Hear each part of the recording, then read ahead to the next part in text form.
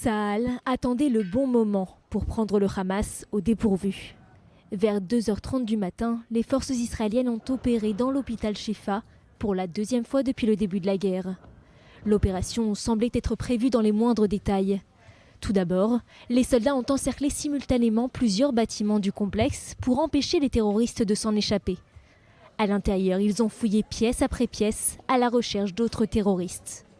Le tout en utilisant des drones et des technologies spéciales pour trouver des terroristes cachés dans le complexe hospitalier.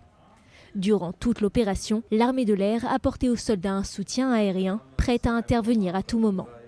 L'armée a déclaré que plusieurs terroristes du Hamas avaient été tués et qu'elle avait arrêté des dizaines d'autres. Selon Tsahal, le Hamas tentait de redonner à Shifa son statut de centre de commandement. Davantage de terroristes étaient revenus dernièrement à Shifa, y compris certains commandants.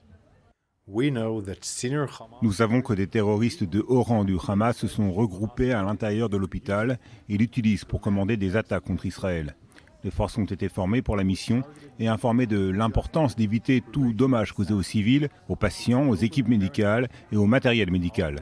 Tsahal mènera ses opérations avec prudence et soin tout en veillant à ce que l'hôpital continue ses fonctions importantes. Daniel Hagari a affirmé avoir fait venir des arabophones dans la région afin qu'ils puissent dialoguer avec les patients séjournant à l'hôpital.